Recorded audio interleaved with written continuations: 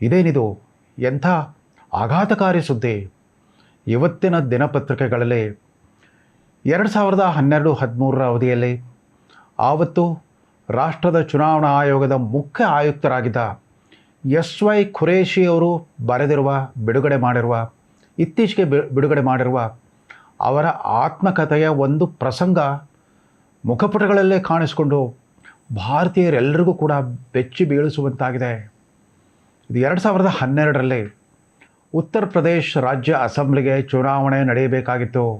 ಚುನಾವಣೆಯ ಪ್ರಚಾರದ ಆರ್ಭಟ ಶುರುವಾಗಿತ್ತು. ಚುನಾವಣಾ ನೀತಿ ಸಂಹಿತೆ ಆಗಲೇ ಜಾರಿಗೆ ಬಂದು 1 ತಿಂಗಳಾಗಿತ್ತು.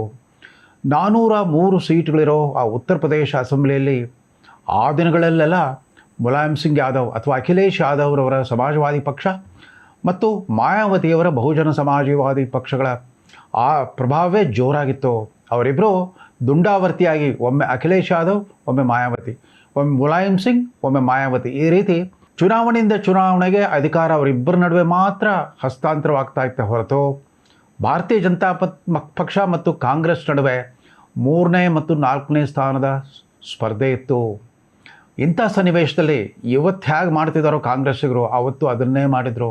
ಅಂದರೆ ಮುಂಬರುವ ಚುನಾವಣೆಯಲ್ಲಿ ಸೋಲಿನ ಭಯ ಎದುರಾದಾಗಲೆಲ್ಲ ಮುಂಗಡವಾಗಿ ಚುನಾವಣಾ ಆಯೋಗದ ವಿರುದ್ಧ, ಎಲೆಕ್ಟ್ರಾನಿಕ್ ವೋಟಿಂಗ್ ಮಷಿನ್ಗಳ ವಿರುದ್ಧ, ಚುನಾವಣಾ ಆಯುಕ್ತರ ವಿರುದ್ಧ ಬೇಕಾಬಿಟ್ಟಿಯಾಗಿ ಆರೋಪ ಅಪವಾದಗಳನ್ನು ಹೊರಿಸ್ಬಿಟ್ಟು ಪ್ರಚಾರ ಶುರು ಮಾಡಿಬಿಡೋದು ಇದು. ಸೊ ನಾವು ಇತ್ತೀಚೆಗೆ ಮಾತ್ರ ರಾಹುಲ್ ಗಾಂಧಿಯವರು ಸತತವಾಗಿ ಚುನಾವಣೆಗಳಲ್ಲಿ ಸೋಲ್ತಾ ಬಂದ ಮೇಲೆ ಇದು 2014ರ ನಂತರದ ಜಾಯಮಾನ ಮನೋಧರ್ಮ, ಹೊಸದಾಗಿ ರೂಢಿಸ್ಕೊಂಡ ಮನೋಧರ್ಮ ಅಂತ ಅಂದ್ಕೊಂಡಿದ್ವಿ. ಇಲ್ಲ, ಕಾಂಗ್ರೆಸ್ಸಿಗರು ಮೊದಲಿನಿಂದನೂ ಹಾಗೆ ಅಂತ ಇವತ್ತಿನ ಈ ಸುದ್ದಿಯಿಂದ ಗೊತ್ತಾಗಿದೆ. ಆವತ್ತು UPA ಸರ್ಕಾರವೇ ಅಧಿಕಾರದಲ್ಲಿತ್ತು. 2004ರಿಂದ 2014ವರೆಗೂ UPA ಸರ್ಕಾರವೇ ಅಧಿಕಾರದಲ್ಲಿತ್ತು.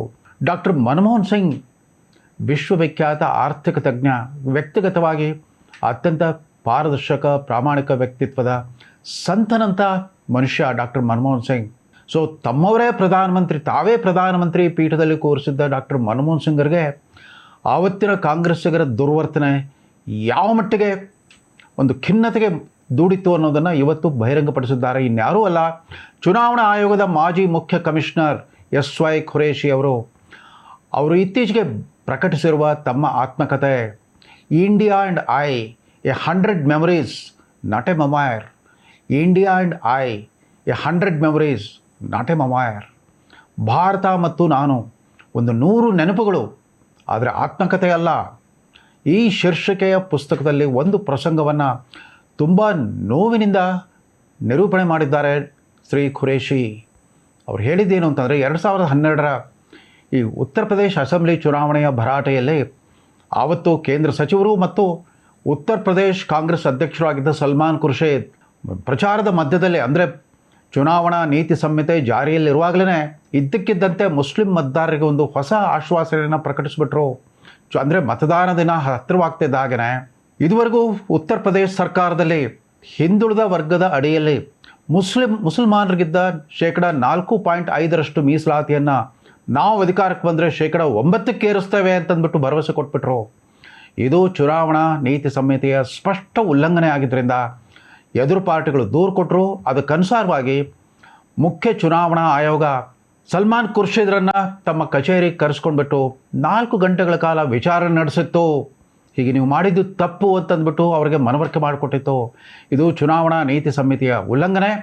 ಇದು ಚುನಾವಣೆಯ ಒಂದು ಆ ಎಥಿಕ್ಸ್ ಏನಿದೆ, ಎಲೆಕ್ಟ್ರಲ್ ಎಥಿಕ್ಸ್ನ ಅವಕ್ಕೆ ಮಾಡಿದ ದ್ರೋಹ, ಚುನಾವಣಾ ನೀತಿ ಸಂಹಿತೆ ಆಚಾರ ಸಂಹಿತೆಗೆ ಮಾಡಿದ ದ್ರೋಹ ಅಂತ ತೀರ್ಪು ಕೊಟ್ಟಿತ್ತು. ಇದನ್ನು ಕೇಳಿ ಉದ್ವಿಗ್ನಕ್ಕೊಳಗಾದ ಕಾಂಗ್ರೆಸ್ಸಿಗರು, ಆವತ್ತಿನ ಉತ್ತರ ಪ್ರದೇಶ ಮತ್ತು ದಿಲ್ಲಿಯ ಕಾಂಗ್ರೆಸ್ಸಿಗರೆಲ್ಲ ಏಕ್ದಮ್ ಚುನಾವಣಾ ಆಯೋಗ ಮತ್ತು ಚುನಾವಣಾ ಮುಖ್ಯ ಆಯುಕ್ತರ ಮೇಲೆ ಮುಗಿಬಿದ್ದರು.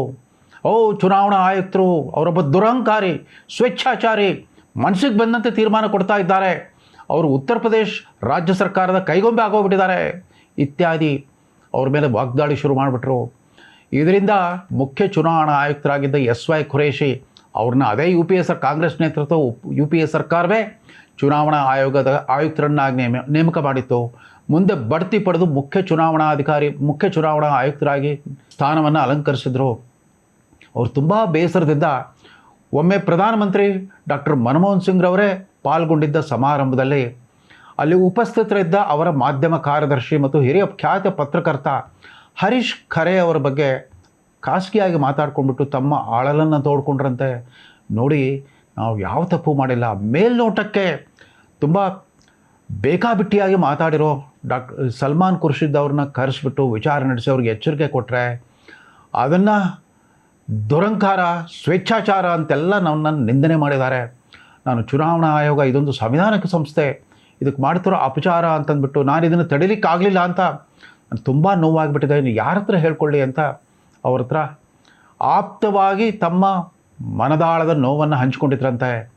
ಮುಂದೆ ಹರೀಶ್ ಖರೆ ಅವರಿಂದ ಪ್ರಧಾನಿ ಮನಮೋಹನ್ ಸಿಂಗ್ರಿಗೆ ಸುದ್ದಿ ಗೊತ್ತಾದ ಮೇಲೆ ಅವ್ರ ಪ್ರತಿಕ್ರಿಯೆ ಏನಿತ್ತು ಗೊತ್ತಾ?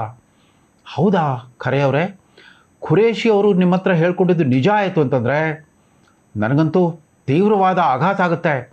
ನನಗೆ ಆತ್ಮಹತ್ಯೆ ಮಾಡೋಕ್ಕೆ ಈ ವ್ಯವಸ್ಥೆಯನ್ನು ಸರಿಪಡಿಸ್ಲಿಕ್ಕಾಗದ ನಾನು ಈ ಹುದ್ದೆಯಲ್ಲಿ ಯಾಕಿರಬೇಕು?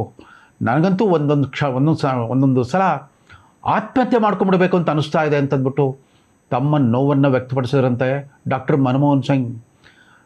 ಸಂತನಂಥ ವ್ಯಕ್ತಿತ್ವದ ಡಾಕ್ಟರ್ ಮನಮೋಹನ್ ಸಿಂಗ್ ಅವ್ರಿಗೆ ದಿಕ್ಕು ತಪ್ಪಿಸ್ಬಿಟ್ಟಿತ್ತು, ಆಘಾತವನ್ನು ಉಂಟು ಮಾಡಿತ್ತು ಈ ಕಾಂಗ್ರೆಸ್ಸಿಗರ ಈ ದೇಶಾವರಿ ದುರ್ವರ್ತನೆ.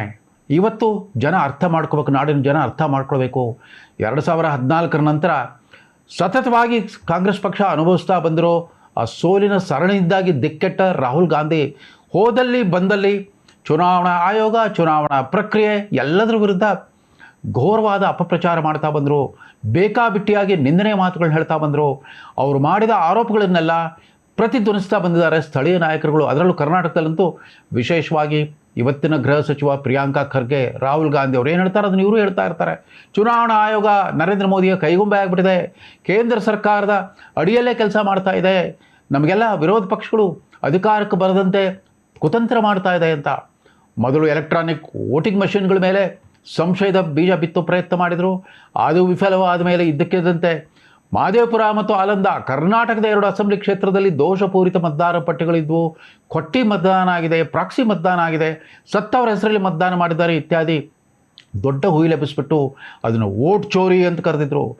ಅದು ವರ್ಕೌಟ್ ಆಗಲಿಲ್ಲ ಅಂದಮೇಲೆ ಬಿಹಾರ್ ಅಸೆಂಬ್ಲಿ ಚುನಾವಣೆಯಲ್ಲಿ RJD ಪಕ್ಷದ ಜೊತೆಗೆ ಮೈತ್ರಿ ಇದ್ದಾಗ 16 ದಿನಗಳ ಕಾಲ ಮೋಟ್ರ್ ಬೈಕ್ ಅಭಿಯಾನ ಮಾಡಿಬಿಟ್ಟು ಈ SIRನ ಶತಾಯಗತಾಯ ವಿರೋಧಿಸಬೇಕು, SIRನ ರದ್ದುಪಡಿಸಬೇಕು ಅಂತ ಪ್ರಚಾರ ಮಾಡಿದರು. ಅದು ವರ್ಕೌಟ್ ಆಗಲಿಲ್ಲ, ಘೋರವಾದ ಹಿನ್ನಡೆ ಆಯಿತು. NDAಯಲ್ಲಿ 2-3 ಅಂಶ ಬಹುಮತದಿಂದ ಗೆದ್ದು ಬಂತು. RJD ಪಕ್ಷ ಪಾಪ ಈ ಕಾಂಗ್ರೆಸ್ನ ಸಹವಾಸದಿಂದಾಗಿ ಅವರು ಕೂಡ ಬರೀ 25-26 ಸೀಟ್ಗಳೇ ತೃಪ್ತಿ ಪಟ್ಕೊಳ್ಬೇಕಾಗಿ ಬಂತು. ಈ ಇತ್ತೀಚೆಗೆ ಪಶ್ಚಿಮ ಬಂಗಾಳ ಚುನಾವಣೆ ಬಗ್ಗೆನೂ ಅದೇ ಪ್ರತಿಕ್ರಿಯೆ. ಫಲಿತಾಂಶ ಬಂದಾದ ಕೂಡಲೇ ಒಂದು ಇಂಡಿ ಮೈತ್ರಿಕೂಟದ ಸಮಾವೇಶ ನಡೀತು. ಅಲ್ಲಿ ರಾಹುಲ್ ಗಾಂಧಿ ಅವರು ಮಾತಾಡಿದ್ರಂತೆ, ಮಮತಾ ದೀದಿ ನನ್ನ ನಂಬ್ತಾ ಇಲ್ಲ, ಬರೀ 90% ನಂಬ್ತಾರೆ, ಇನ್ನೂ 10% ಅವ್ರಿಗೆ ನಂಬಿಕೆ ಇಲ್ಲ. ಪಶ್ಚಿಮ ಬಂಗಾಳದ ಚುನಾವಣೆಯನ್ನು ಕದ್ದು ಬಿಟ್ಟಿದ್ದಾರೆ ಮೋದಿ ಮತ್ತು Amit Shah. They have stolen the result of West Bengal ಅಂತ ಅಲ್ಲಿ ಮಾತಾಡಿದರು. ಅದೇ ರೀತಿ ಉದ್ಧವ್ ಠಾಕ್ರೆ ಕೂಡ ಬರೀ 40% ನಂಬಿಕೆ ಇದೆ, ಇನ್ನು 60% ಅವ್ರಿಗೂ ಅನುಮಾನ, ಅವ್ರಿಗೂ ಗೊತ್ತಿಲ್ಲ, ಮಹಾರಾಷ್ಟ್ರದ ಅಸೆಂಬ್ಲಿ ಚುನಾವಣೆಯನ್ನು ಕದ್ದುಬಿಟ್ರು ಅಂತಂದ್ಬಿಟ್ಟು ದರೋಡೆ ಮಾಡಿಬಿಟ್ರು ಇತ್ಯಾದಿ ಎಲ್ಲ ಮಾತಾಡಿದರು. ಇದೀಗ ಇತ್ತೀಚಿನ ತಮಿಳುನಾಡು ಮತ್ತು ಕೇರಳದಲ್ಲಿ ತಮ್ಮದೇ ಮೈತ್ರಿ ಪಕ್ಷ ಮತ್ತು ತಮ್ಮದೇ ಮೈತ್ರಿಕೂಟ ಗೆದ್ದರೂ ಕೂಡ ರಾಹುಲ್ ಗಾಂಧಿಯವರು ಆ ಬಗ್ಗೆ ಏನೂ ಮಾತಾಡಲಿಲ್ಲ. ಆದರೆ ಉಳಿದ ರಾಜ್ಯಗಳಲ್ಲಿ, ಕರ್ನಾಟಕದಲ್ಲಿ ಇನ್ನೂ ಅಸೆಂಬ್ಲಿ ಚುನಾವಣೆ 2 ವರ್ಷ ದೂರ ಇದೆ. ಇತರ 15 ರಾಜ್ಯಗಳಂತೆ ಕರ್ನಾಟಕದಲ್ಲೂ SIR ಪ್ರಕ್ರಿಯೆ ಜಾರಿಯಲ್ಲಿರುವಾಗ ಮತ್ತದೇ SIR ವಿರೋಧಿ ಹೇಳಿಕೆಗಳು, ನಿರ್ಣಯಗಳು ಎಲ್ಲ ನಡೆಸ್ತಾ ಇದ್ದಾರೆ ಕಾಂಗ್ರೆಸ್ನವರು. ನಿರಂತರವಾಗಿ ವ್ಯವಸ್ಥಿತವಾದ ಅಪಪ್ರಚಾರವನ್ನು ಮುಂದುವರಿಸಿದ್ದಾರೆ. ಇತ್ತೀಚೆಗೆ ನಡೆದ BK ಹರಿಪ್ರಸಾದ್ KPC ಅಧ್ಯಕ್ಷರಾಗಿ ಅಧಿಕಾರ ವಹಿಸಿಕೊಂಡ ನಂತರ ನಡೆದ ಪ್ರಪ್ರಥಮ ಸರ್ವ ಸದಸ್ಯ ಸಭೆಯಲ್ಲೂ ಕೂಡ ಅರಮನೆ ಮೈದಾನದಲ್ಲಿ ಭಾಳ ಸಡಗರದಿಂದ ನಡೆಸಿದರು. ಅಲ್ಲೂ ಕೂಡ ಒಂದು ನಿರ್ಣಯವನ್ನೇ ಪಾಸ್ ಮಾಡಿಬಿಟ್ಟಿದ್ದಾರೆ, SIRನ್ನು ರದ್ದುಪಡಿಸಬೇಕು ಅಂತಂದ್ಬಿಟ್ಟು. ಅದಷ್ಟೇ ಅಲ್ಲ, SIRನ ದುರ್ಬಳಕೆ ಮಾಡ್ಕೊಳ್ಳೋಕ್ಕೆ ಪ್ರಯತ್ನ ಮಾಡ್ತಾ ಇದೆ ಚುನಾವಣಾ ಆಯೋಗ. ನಮ್ಮ ವೋಟ್ ಬ್ಯಾಂಕ್ಗಳಾಗಿರೋ ಹಿಂದುಳಿದವರು, ದಲಿತರು ಮತ್ತು ಅಲ್ಪಸಂಖ್ಯಾತರ ಹೆಸರುಗಳನ್ನು ಕಿತ್ತಾಕೋ ಕುತಂತ್ರ ಮಾಡ್ತಾ ಇದೆ ಅಂತೆಲ್ಲ ಆರೋಪಿಸ್ತಾ ಇದ್ದಾರೆ. ರಾಷ್ಟ್ರ ಮಟ್ಟದಲ್ಲಂತೂ ರಾಹುಲ್ ಗಾಂಧಿಯವರು ಹಾಲಿ ಚುನಾವಣಾ ಆಯುಕ್ತ ಜ್ಞಾನೇಶ್ ಕುಮಾರ್ ವಿರುದ್ಧ ವ್ಯಕ್ತಿಗತವಾದ ಬೆದರಿಕೆ ಹೇಳಿಕೆಗಳನ್ನು ಕೊಟ್ಟಿದ್ದರು. ಅವಳು ಪುನರುಚ್ಚಾರ ಮಾಡೋ ಅಗತ್ಯ ಇಲ್ಲ. ನೋಡಿ, ಅವತ್ತೇನಾಗಿತ್ತು ಗೊತ್ತಾ, 2012ರ ಅಸೆಂಬ್ಲಿ ಚುನಾವಣೆಯಲ್ಲಿ ಇವರೆಲ್ಲ ಒಂಥರ ಈ ನಿರೀಕ್ಷಣಾ ಜಾಮೀನು ತಗೊಳ್ಳೋ ಹಾಗೆ ಮತದಾನ ಮತ್ತು ಫಲಿತಾಂಶ ಬರೋಕ್ಕಿಂತ ಮುಂಚೆನೇ ಚುನಾವಣಾ ಆಯೋಗ ಮೋಸ ಮಾಡ್ತಾ ಇದೆ. ಚುನಾವಣಾ ಆಯೋಗ ಆಳುವ ಪಕ್ಷ ಸಮಾಜವಾದಿ ಪಕ್ಷ ಮತ್ತು ಬಹುಜನ ಸಮಾಜವಾದಿ ಪಕ್ಷಗಳ ಪರ ಕೆಲಸ ಮಾಡ್ತಾ ಇದೆ, ಕಾಂಗ್ರೆಸ್ ವಿರುದ್ಧವಾಗಿ ಕುತಂತ್ರ ಮಾಡ್ತಾ ಇದಿತ್ತೆಲ್ಲ ಮಾತಾಡಿದ್ರಲ್ಲ. ಕೊನೆಗೆ ಫಲಿತಾಂಶ ಬಂದಾಗ ಏನಾಯ್ತು ಗೊತ್ತಾ? ಸಮಾಜವಾದಿ ಪಕ್ಷಕ್ಕೆ 224 ಸೀಟ್ಗಳ ಪ್ರಚಂಡ ಬಹುಮತ ಬಂತು, 2-3 ಬಹುಮತ ಬಂತು ಅವ್ರಿಗೆ. ಅದೇ ರೀತಿ 2ನೇ ಸ್ಥಾನದಲ್ಲಿ ಮಾಯಾವತಿಯವರ ಬಹುಜನ ಸಮಾಜವಾದಿ ಪಕ್ಷಕ್ಕೆ 80 ಸೀಟ್ಗಳು ಬಂದವು. 3ನೇ ಸ್ಥಾನದಲ್ಲಿ BJPಗೆ 48 ಸ್ಥಾನ ಸಿಕ್ಕರೆ 4ನೇ ಸ್ಥಾನಕ್ಕಿಳಿದ ಕಾಂಗ್ರೆಸ್ಗೆ 28 ಸ್ಥಾನಗಳು ಮಾತ್ರ ಸಿಕ್ತು. ತನ್ನ ಚುನಾವಣಾ ವೈಫಲ್ಯಕ್ಕೆ ಚುನಾವಣಾ ಆಯೋಗದತ್ತ ಬೆರಳು ಮಾಡಿ ತೋರಿಸೋದು, ಅಪವಾದ ಹೊರಿಸೋದು, ಎಂಥ ಅಪಾಯಕಾರಿ ಆಟವನ್ನು ಆಡ್ತಾ ಇದ್ದೀವಿ ಅಂತ ಕಾಂಗ್ರೆಸ್ಸಿಗೆ ಇನ್ನೂ ಮನವರಿಕೆ ಆಗ್ತಾ ಇಲ್ಲ. ಈ ಚುನಾವಣಾ ಆಯೋಗ, ಚುನಾವಣಾ ವ್ಯವಸ್ಥೆ, ಎಲೆಕ್ಟ್ರಾನಿಕ್ ವೋಟಿಂಗ್ ಮಷೀನು ಇವೆಲ್ಲದರ ಬಗ್ಗೆ ಅಪನಂಬಿಕೆ, ಅನುಮಾನ, ಸಂಶಯವನ್ನು ಬಿತ್ತುಬಿಟ್ರೆ ಚುನಾವಣಾ ಆಧಾರಿತ ಪ್ರಜಾತಂತ್ರ ವ್ಯವಸ್ಥೆ ಎಷ್ಟರ ಮಟ್ಟಿಗೆ ಶಿಥಿಲಗೊಂಡ್ಬಿಡುತ್ತೆ, ಸರ್ವನಾಶ ಆಗೋಗ್ಬಿಡುತ್ತೆ ಅನ್ನೋ ಒಂದು ಆತಂಕ ಕೂಡ ಅವ್ರಿಗಿಲ್ಲ. ವಿರೋಧ ಪಕ್ಷಗಳು ಇವತ್ತಿನ ಸುದ್ದಿಯನ್ನು ಓದಿದ ಮೇಲೆ ಆದರೂ ಅರ್ಥ ಮಾಡ್ಕೊಳ್ಬೇಕು ಕಾಂಗ್ರೆಸ್ಸಿಗರ ಮನೋಧರ್ಮ ಎಂಥದ್ದು ಅಂತ. ತಮ್ಮದೇ ಮೈತ್ರಿಕೂಟದ ಪ್ರಧಾನಮಂತ್ರಿ, ತಮ್ಮದೇ ಪಕ್ಷದ ತಾವೇ ನಾಮನಿರ್ದೇಶನ ಮಾಡಿದ ಪ್ರಧಾನಮಂತ್ರಿ ಡಾಕ್ಟರ್ ಮನಮೋಹನ್ ಸಿಂಗ್ ಅವ್ರನ್ನ ಇಷ್ಟರ ಮಟ್ಟಿಗೆ ಬೇಸರಕ್ಕೆ ದುಡಿದ್ರು. ಅವ್ರಿಗೆ ಪಾಪ ಒಂದು ಹಂತದಲ್ಲಿ ಅವರೊಬ್ಬ ಆಧ್ಯಾತ್ಮಿಕ ಮನೋಧರ್ಮದ ಮನುಷ್ಯರಾಗಿದ್ದರು. ಅವ್ರಿಗೂ ಕೂಡ ಈ ಚುನಾವಣಾ ಆಯೋಗದ ವಿರುದ್ಧ ತಮ್ಮದೇ ಪಕ್ಷೀಯರು ಮಾಡ್ತಿರೋ ಕೆಟ್ಟ ಅಪಪ್ರಚಾರ ನೋಡಿಬಿಟ್ಟು ಆತ್ಮಹತ್ಯೆ ಮಾಡ್ಕೊಳ್ಬೇಕು ಅಂತ ಅನಿಸ್ಬಿಡ್ತಂತೆ. ಪ್ರಧಾನಮಂತ್ರಿ ಆಗೂ ಕೂಡ ಇಂಥದ್ದನ್ನು ನಾನು ತಡಿಲಿಕ್ಕಾಗಲಿಲ್ಲ ಅಂತಂದ್ಬಿಟ್ಟು. ಒಬ್ಬ ಸಾಕ್ಷಿ ಪ್ರಜ್ಞೆ ಇದ್ದವನು, ದಟ್ಟವಾದ ನೈತಿಕತೆ ಇದ್ದವನಿಗೆ ಮಾತ್ರ ಈ ರೀತಿ ಅನಿಸ್ಲಿಕ್ಕೆ ಸಾಧ್ಯ. ಉಳಿದಂತೆ ಬರಡಾಗ್ಬಿಟ್ಟಿದೆ, ಬಂಜರಾಗ್ಬಿಟ್ಟಿದೆ ಕಾಂಗ್ರೆಸ್ಸಿಗರ ಮನಸ್ಥಿತಿ. ಅವ್ರು ಯಾವುದೇ ಥರದ ಚುನಾವಣಾ ಪ್ರಕ್ರಿಯೆ, ಚುನಾವಣಾ ಫಲಿತಾಂಶವನ್ನು ಕ್ರೀಡಾ ಮನೋಭಾವದಿಂದ ಸ್ವೀಕರಿಸಬೇಕನ್ನೋ ಆ ಮೂಲಭೂತ ಪ್ರಜಾಪ್ರಭುತ್ವದಲ್ಲಿ ಅಗತ್ಯವಾಗಿರೋ ಆ ಮನೋಭೂಮಿಕೆಯನ್ನು ರೂಢಿಸ್ಕೊಂಡಿಲ್ಲ. ಅದು ಮರೆತೇ ಬಿಟ್ಟಿದ್ದಾರೆ. ತಮ್ಮ ಸೋಲಿಗೆ ಚುನಾವಣಾ ಆಯೋಗ ಕಾರಣ, ತಮ್ಮ ಗೆಲುವಿಗೆ ತಮ್ಮ ಪಕ್ಷದ ಕಾರ್ಯಕರ್ತರ ದುಡಿಮೆ ಕಾರಣ ಅಥವಾ ಗ್ಯಾರಂಟಿಗಳ ಕಾರಣ ಅಂತ ಹೇಳ್ತಾ ಬರ್ತಾ ಇರ್ತಾರೆ. ಇರಲಿ, ಈ ಮನಮೋಹನ್ ಸಿಂಗ್ ಮತ್ತು ಮಾಜಿ ಚುನಾವಣಾ ಮುಖ್ಯ ಆಯುಕ್ತ ಖುರೇಶಿ ಅವರ ನಡುವೆ ನಡೆದ ಈ ಸಂಭಾಷಣೆ, ಅವರ ಪ್ರಕಟಿತ ಪುಸ್ತಕದಲ್ಲಿ ಪ್ರಕಟವಾಗಿರುವ ಈ ಪ್ರಸಂಗದ ನಂತರ ರಾಷ್ಟ್ರದ ಮತದಾರರೇ ಕಾಂಗ್ರೆಸ್ಸಿಗರೇ ಬುದ್ಧಿ ಹೇಳಬೇಕಾಗಿದೆ. ನಮಸ್ಕಾರ.